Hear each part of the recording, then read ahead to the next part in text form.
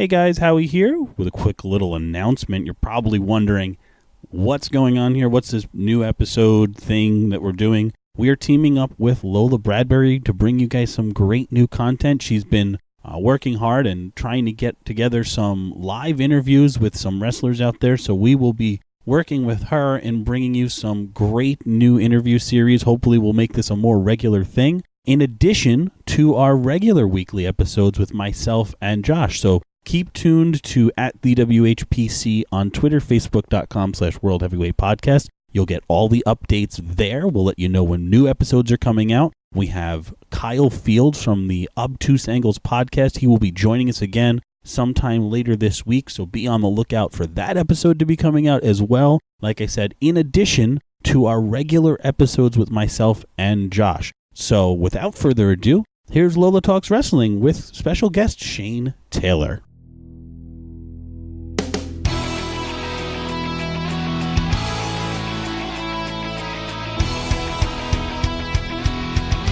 It's time for Lola Talks Wrestling. Here's your host, Lola Bradbury. Welcome to Lola Talks Wrestling. I'm your host, Lola Bradbury. You can find me on the Twitters at Lola_Bradbury. You can also find me on Wix.com/Lola Talks Wrestling. I'm pretty sure that's the correct link. If not, you can also find that on my Twitter as well. You guys, I'm very excited. I've had the pleasure of seeing him wrestle live out of West Newton, Pennsylvania at Renegade Wrestling Alliance Pro Wrestling. If you haven't had the opportunity, you can also catch him on Ring of Honor television. You might know him as 1/4 of the now disbanded tag team The Rebellion, alongside Kenny King, Caprice Coleman, and Red Titus. You also might know him as the man who stood across the ring from Minoru Suzuki at Global War Chicago. My guest at this time, the man himself, Shane Taylor. Thank you for joining me. Thank you. And I mean, that's a hell of an introduction. They need to hire you on, because I feel really good right now. That's nice. Appreciate it. Yeah, I am a huge fan. Especially what you've been doing lately in Ring of Honor. You have some explaining to do, especially with the whole Cody Rhodes situation. So, Right.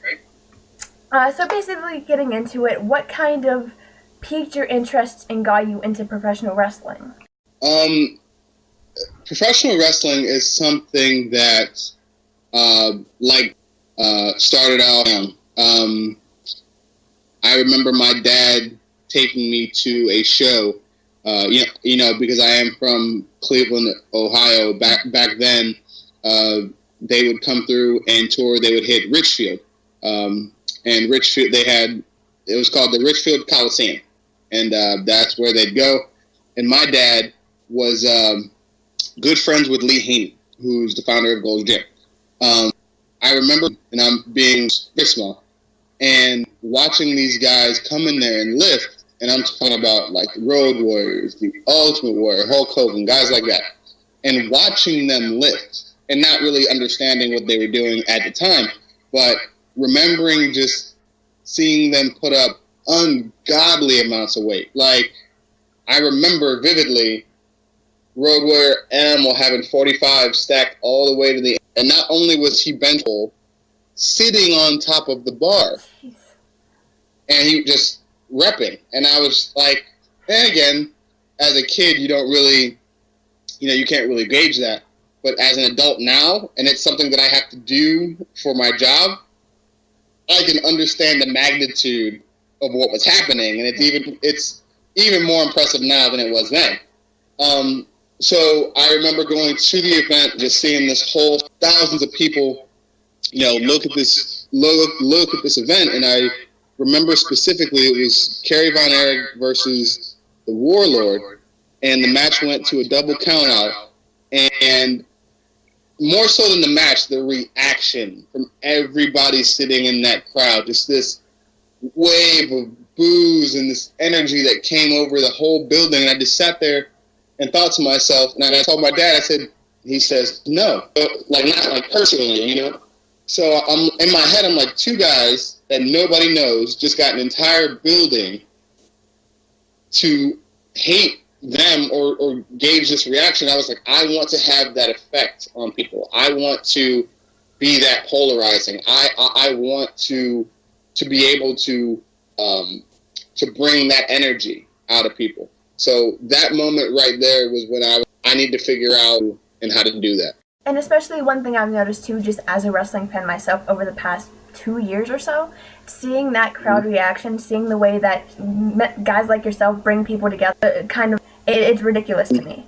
Oh, it's incredible. Professional wrestling, to me, is the most honest sport on the planet, and the best environment, for doing anything. We accept people of any style, of any, however people come, you could randomize, traits, and they're all accepted in wrestling because it's for them, and it's up to interpretation on what you feel wrestling is and what you like, and there's something out there for everyone. So I love it for that aspect. I also love it because I get to talk trash, punch guys in the face, get paid, and now I go to jail. So there's so many benefits of this business that it's ridiculous. Oh, absolutely. Like you said, growing up in Cleveland, at the time, the wrestling scene and training in Cleveland, what was kind of the environment of your training like? Thinking back on it now, Cleveland when I was there was who's who scene. You had guys like Raymond Rowe, Johnny Gargano, J-Rock, John McChesney, Bill Collier, guys like Gregory Iron. Like AIW was growing and was at its apex and around the 07, 08, 09-ish time. And they're still around doing great things. But you had like EC3, you really had a who's who of like the indie scene there, and going there. And I remember at the time there was really only one place to go train if you wanted to be serious about it, and that was with Lou Marconi at Cleveland All Pro. And anybody worked for Lou, worked for JT. JT Lightning. Sorry, at Cleveland All Pro. I think I said Lou Marconi, but JT Lightning. You had to go there. That's where everybody went. That's where all the stars were. That's who brought in the biggest names like that. I'm sort of on the tail end of that. I was lucky enough and fortunate enough to do a few of JT shows and meet and talk with him, and the man was incredible. Has such a mind and knowledge for what we do. And I got in with J-Rock, Jerry Myers, and a guy by the name of Ray Monroe, two-time IWGP tag champion and, world traveler. So those are the men responsible for sort of teaching me and guiding me and cultivating the style that I utilize in my wrestling. And the training with them was, at least for me, the training was different. The physical stuff was easy, coming from a boxing background.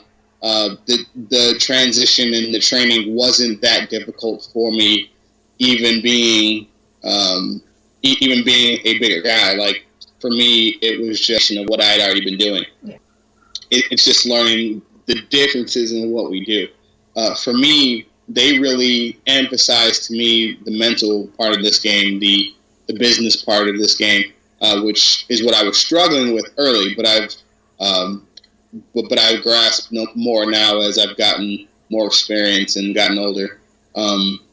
So that's what they really emphasized to me, and it's something that they still do, because I talk about everything. So that's what has gotten me to this point so far. You had mentioned J-Rock, and I've seen on the Yes. on Facebook especially, you have had some matches with him. What is that dynamic like between the both of you, in the ring and out of the ring? It's a very cool dynamic because it's multi-layered. It's trainer versus student, but we both have had a lot of experiences now, and I'm at the point where I feel now I am a peer and no longer a student, if that makes sense. Okay. There's also a friend versus friend dynamic. There's also a father-son sort of dynamic because of what he's taught me, and he's taken me under his wing. And then there's also a dynamic because both of us, you know, have grown up on the streets of Cleveland, and that when you can do that and be successful in life, you are built different than everybody else. I always say that to people, and if you're not from Cleveland, you really don't understand what I mean. If you are from Cleveland, you know exactly what I mean. Like, guys like myself, guys like J. Rowe, different than other people, mentally. And what that allows us to do and what that allows us to become when we need to separates us from a lot of people. So the matches with J-Rock can go from, you know, a feeling out process to throwing bombs like that, just simply because of that, you know? You want to show with it, we also want to prove to him that you're the man, you know? So that's where that comes in. Kind of going into the Ring of Honor stuff a little bit, you had broke through with Keith Lee. How did you guys kind of meet each other, and how did you guys become a tag team as a Pretty Big Killers? Pretty Boy Killers. Pretty Boy Killers. Okay. Meeting Keith Lee was just really sort of happenstance through being down here in Texas and being on the indie scene down here. He was more of the Dallas and San Antonio area, and I was more Houston sort of area. And we converged on a show, it was called NWA Houston at the time, but then they rebranded to Lone Star Championship Wrestling. And that's where we to meet each other and get to know each other. And that's when we first teamed against a guy by the name of Jax Dane, who's in Impact right now as Wilcox, Europe, because they, as well as the Path of Resistance. So it was myself and Keith Lee against Raymond Rowe and Jax Dane. Breaking through onto the Ring of Honor main roster, your matches are obviously very physical, very to me, when I watch it, I can't get enough of it because it just, I respect the fact, I'm nervous, but you're good, it's all good. Seeing the sheer physicality, especially in your match with Jay Briscoe, who I'm also a big fan of, who has been your kind of most memorable opponent and the most kind of mentally draining opponent? Ooh, that's a very good question. That's going to be a 3-person answer, though, but for different reasons. Mm-hmm. Because for each things that you just said, different factors come into play. For example, you mentioned Jay Briscoe, and that's probably been the most physical match I've ever been in Ring of Honor. Because being in the ring with Jay Briscoe demands that of you. If you're not on your A game, if you're not ready to match that physicality, if you're not ready to match that intensity, if you're not ready to step up to that moment, and then it's just the nature of being in the ring with him. And so when we did that in Collinsville, I knew that was my moment to not only show Ring of Honor, not only to show the fans, not only to show myself, but to show Jay Briscoe that he was looking at a guy that was going to be there for a very long time and was going to cross from him from years to come. So that was the most physical match and one of my favorites, even though I lost that one, because I feel like I still sent that message, and that now he understands as well as everybody else that Shane Taylor is the real deal. Also, from an emotionally draining, my match Goto in Toronto. on the Global Wars tour, or World of Worlds, sorry, because it was my first match in singles competition with a New Japan Pro Wrestling star, and going to Japan and competing in Japan has always been my number one goal in professional wrestling. And the goal wasn't to do crazy tours or be over there for a long time. It was simply just to go, just to do it, just to compete, to be able to say that I did it one time. Mm-hmm. Obviously now the goals have changed, but that's still the number one goal. So being in there with a guy like Hiroki Goto, who is a legend there, I feel like was that moment to show them a worldwide stage, hey, I'm the real deal, and you need to notice me. So getting ready for that match was one of the most emotional things I've ever gone through. Everything I did, every rep in the gym, every thought about, a move or a situation, all had the weight of, hey, this may be your moment type of feel. So you're thinking about things, and then you're overthinking things, and then you're triple thinking about things, and so by the time the match came, I was so ready, I was prepared for counters that I thought that he was going to think of that he's not thinking of. I'm getting ready for everything. You're one step ahead. Exactly. I'm 8 steps ahead. You know what I mean? And probably way more ahead than I need to be. So, and then of course, the match with Suzuki and in KES, Lance Hoyt and Harry Smith Jr. That was the matches for me. Again, for the same reason as the Goto match, is because it was a chance to get in there with some New Japan Pro Wrestling stars and prove myself again. More importantly, with Suzuki, you're talking about a guy who is a pioneer of 2 different sports, and a guy that is a legend in two different sports. With him, that I remember for a very, very long time, because simply because of not only what I learned, but the feeling that I got on the entrance. When he made his entrance, it felt a lot like I'm sure some people feel when they see or experience like Undertaker's entrance. Oh, yeah. Like, that's a guy that's dangerous. You're looking at a guy that has no problem knocking you out and then going to get tea afterwards. You know what I mean? Like, you're looking at a rare human being. So those 3 men, and those 3 matches are going to be tops on my list for quite a while. When you mentioned about Chicago, watching it, I couldn't describe it. It was goosebumps. It made you shake. It made you sit on the edge of your seat. And one thing I noticed, you obviously have history with Kenny King, the current world TV title holder. After the disbanding of the Rebellion, to work with Kenny King again, how did you adjust after kind of the disbanding, and how did you kind of get back into the swing of things, teaming with Kenny King and Jay Lethal? Question.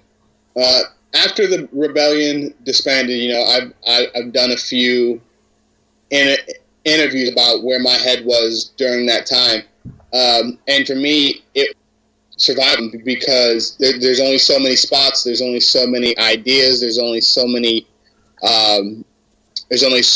directions to go. So after the Rebellion failed, that's my mindset was, okay, didn't work out as a tag team guy, I joined this group. The group didn't work out. So now I'm looking at it like, okay, that's 2 opportunities gone.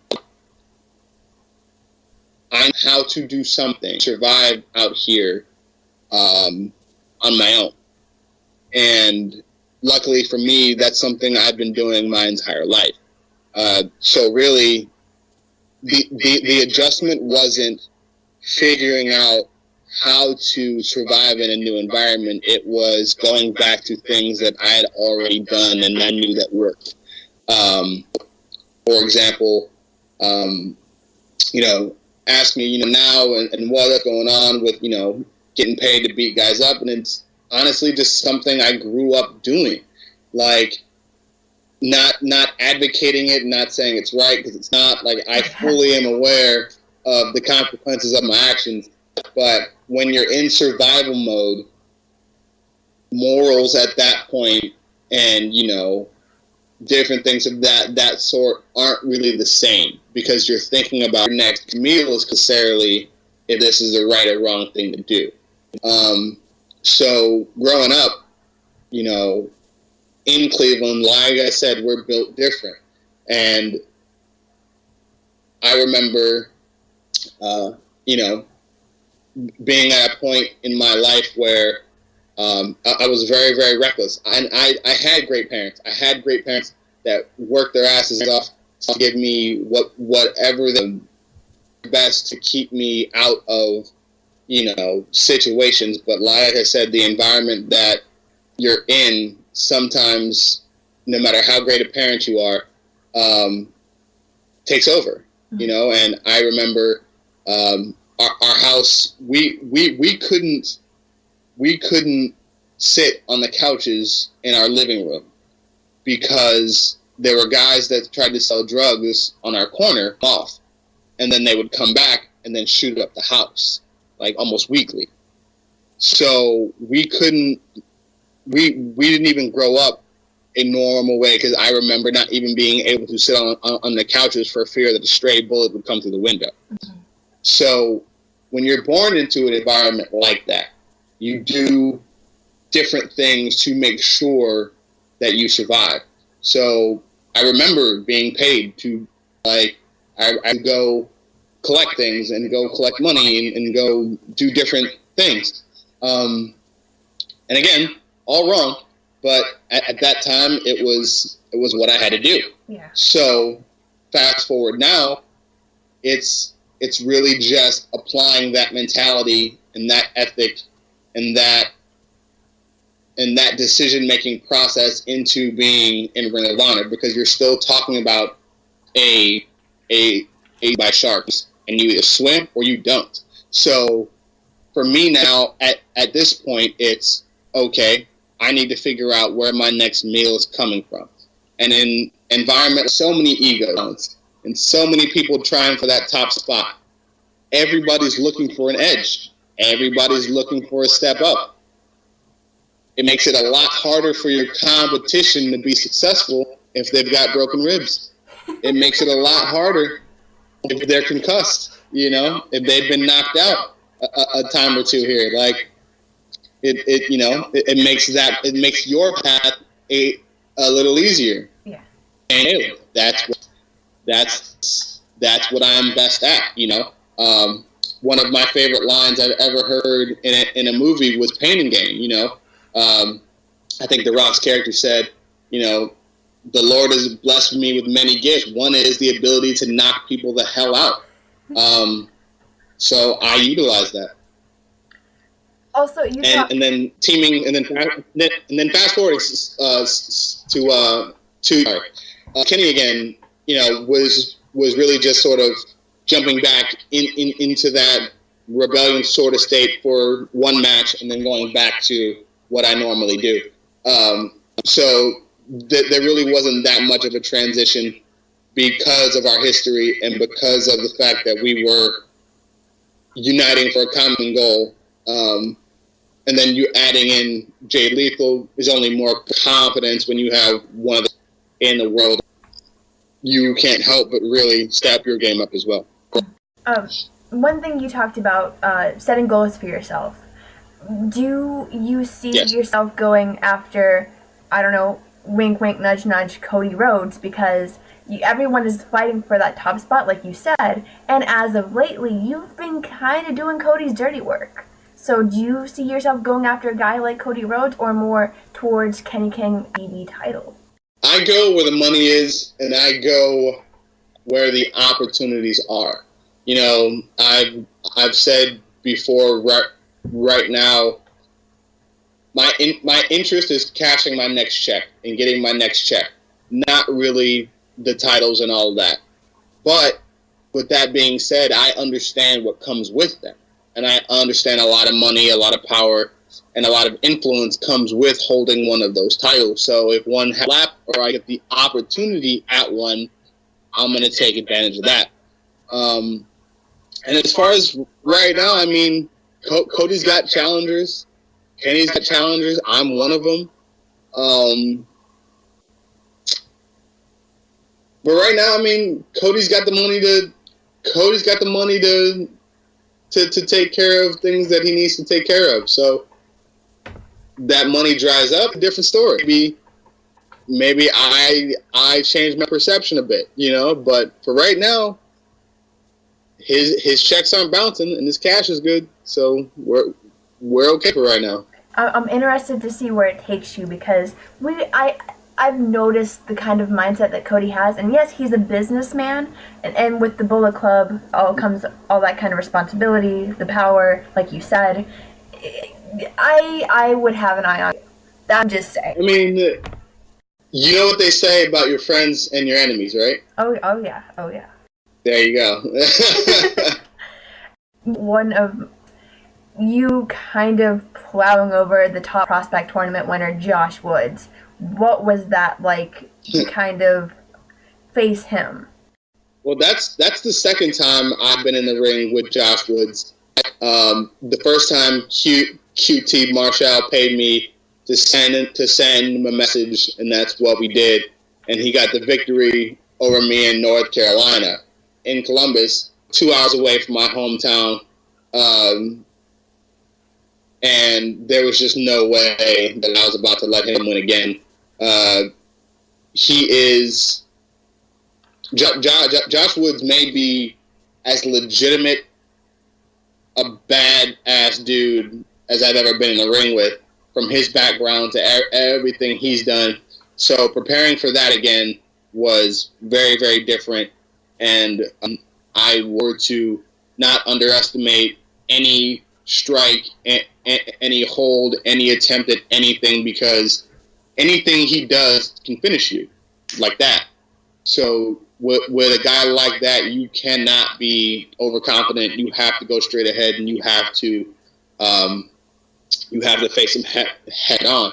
And I was able to counter one of his moves at the end, sit out pile driver, and pick up the win. So I was really happy about that, especially against a guy like Josh Woods.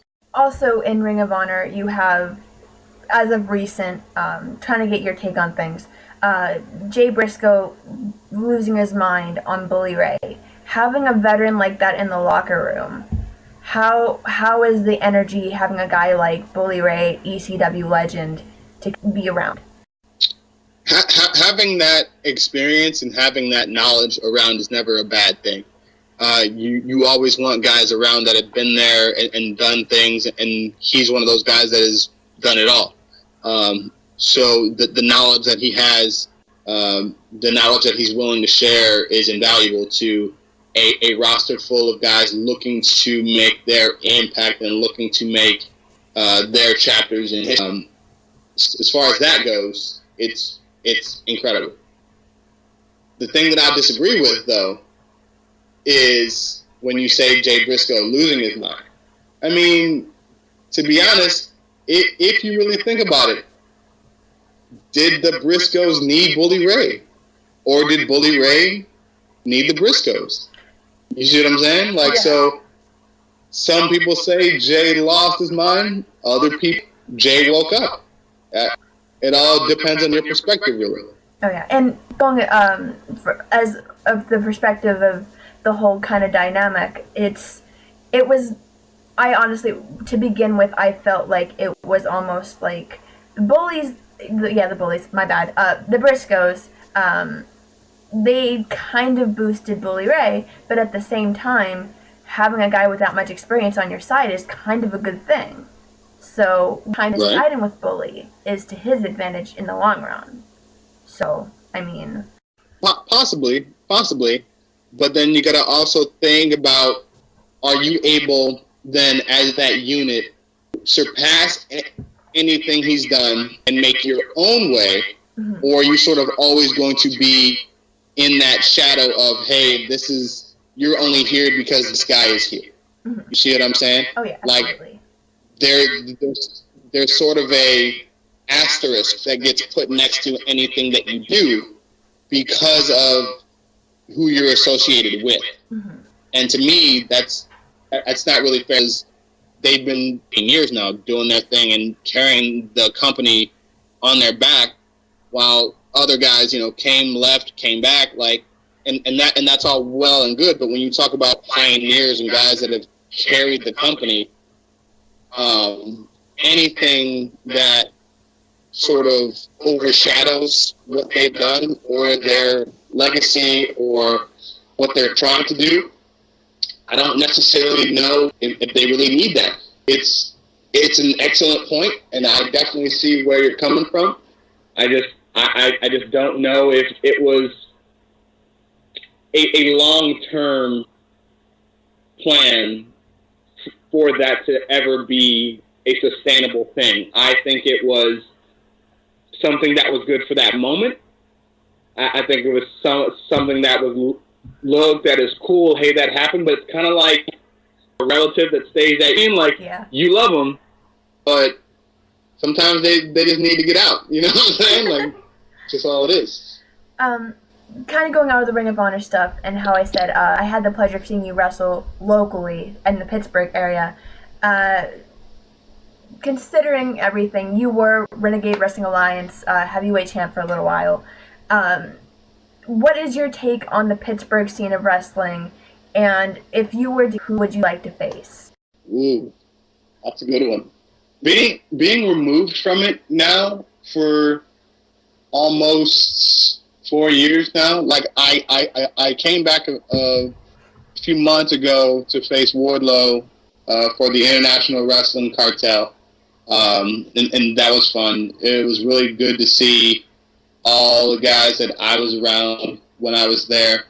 A lot of guys that in there with are sort of transitioning to the later part of their careers right now, because they were the guys as I was coming up. So now that I've sort of hit my stride, they're going, they're transitioning, and it's great to see that. There's a lot of good young talent. I know the fraternity and Doug is doing great things. Gannon Jones Jr. and his partner, whose name escapes me, I apologize. Guys like Bill Collier still tearing it up in Pro Wrestling, Rampage and Erie. Aaron Draven, John McChesney, still doing it big. And for RWA, you've got guys, of course, like Chris Taylor, Ronald Hunt, still doing their thing. It's really great to see the area still doing what it's supposed to be doing. That's being sort of a great proving ground and hot for a good young talent. And as far as someone I would like to face if I were to come back, that's a damn good question. And you're talking about a one scenario? Oh, it can be a list. Just shoot away. Okay. Number one, off the bat, John McChesney, because he's also been, while he wasn't one of my trainers, he's been a guy that has many things and has been just as essential and just as useful as Ray or J-Rock. So one would be John McChesney, two would be Bill Collier, three, maybe Jason Gorey. He's been doing a lot of great stuff, and stylistically, I just feel like that would be a really good. I think he's super indie now too. So if he wants to put that belt on the line and risk his face getting rearranged, I'll gladly take that match. And then Let's see. I would like the chance to get in there with Wardlow again, or even a guy like Chris LaRusso, who's been doing a lot of great stuff. So any of those guys, if I were to come back, would tops on the lip pace for me. Kind of ending off on a fun note from beating people up. Well, number one, what is your kind of top 5 workout playlist and kind of get in the zone of things? My top 5 what? Playlist of music and stuff. Oh, okay. All right. Ooh. See, it depends on for. Like, for example, if it's boxing training or something like that, it's a different feel than lifting. Because, like, with boxing, for me, while I have a lot of power, what I rely on is speed and accuracy. Because being able to punch hard is great, but knowing where to punch and knowing when to punch, that's why I have the ability to knock anybody out. It's not simply because I know to punch and when to do it to make sure that power is effective. So if I'm going into that, it's a lot of not necessarily R&B, but a lot of very very bouncy music. A lot of Drake's and things like that. KRS-One, old school like hip hop sort of beats, to be able to be in there and bounce and move and utilize that energy. If I'm going into lift, and especially if I'm lifting heavy, DMX is the go-to music of choice. DMX is horrendously underrated by a lot of people. Greatest of all time arguments are concerned, at least in my opinion. I feel as though he is a top 5 rapper of all time. Not simply for longevity and success, but because of his range. There is not another human being outside of possibly maybe Eminem that can have have 2 tracks back to back about 2 completely different sides of the spectrum. Like, he could literally talk about killing and yada, yada, yada, and all this stuff here. And then the very next track is a song about growing up in his... And it's 2 completely different feelings. Like, you're pumped from this one, and then you're in tears for this one because you're relating it to losses that you had in your life. And it's absolutely incredible what that man can do with his music. So he's been one of my favorites since I was in like 6th grade. So DMX going into the gym to lift is what gets me. Is I absolutely, even though it's what I have to do, I hate working out. Like, and I know some people are like, oh, well, you should love. I don't. Like, it sucks. You know what I mean? Like, no one likes being tired and sore, but it's something that you have to do. So I figure if I'm going to do it, I'm going to be as angry about it as possible and absolutely destroy everything in my way.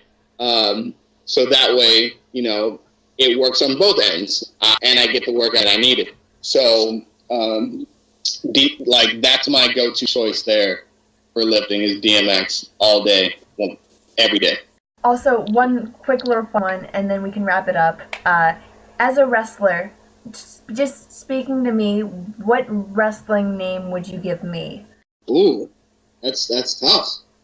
See, like, in order to do that, though, I have to know some more things about you, like what your background was, nicknames, things like that. So if you could give me some of that, then I could come up with a name for you. Put me on the spot as well. I was not prepared for that, I'll admit. Turning the tables, I like it. Well, I am from the Pittsburgh area. I like writing, I like speaking, beating people up. I think that's pretty much it. I'm very soft-spoken, if you can tell. So, yeah. Okay, all right. Let's see here. You got to think of some of the things around Pittsburgh. You got bridges, you got tunnels, you got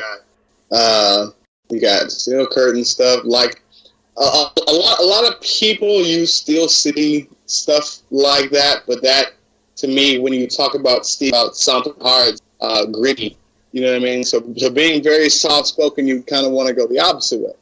I mean, you could go with something like the Saint of the Steel City, you know what I mean? Or something like that is like a moniker, you know, being the type person trying to avoid conflict and sort of only doing things, you know, trying to be above and be a better example than, you know, all the rest of the commoners that are around here, you know, something to that effect.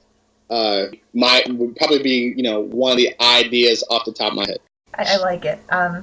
But again, this is really cool. Thank you for taking the time out of your very busy schedule to do this interview. Is there anything social media-wise or Ring of Honor dates that you'd like to plug? Yes, of course. November 11th and 12th, Ring of Honor is going to be in Lakeland, Florida and Fort Lauderdale, so make sure you go get your tickets for that. Go to ROH and take a look. Also, you can sign up to be a ringside member, and then you'll get to catch all of the up-to-date action, including, you know, the history and anthology of Ring of Honor from all the way back to like 2005, 2006. You can also catch us in San Antonio, Texas, Dallas, Texas, and Oklahoma City on the 19th for that, and they might already be sold out, but you should check. Also, Twitter, Instagram at Shane216Taylor, Facebook Notorious Shane Taylor. Also check out my Pro Wrestling Tees stores, ProWrestlingTees.com/Shane Taylor, and be on the lookout for brand new t-shirt designs coming to you. I'm very angry. I need to get me some Shane Taylor swag. So once again, Shane Taylor, the man himself, the man who faced up with Minoru Suzuki, the man who's killing it, doing what he can, rising above the rest. Shane Taylor, thank you again very much. Thank you. Appreciate it. It's my honor. No pun intended.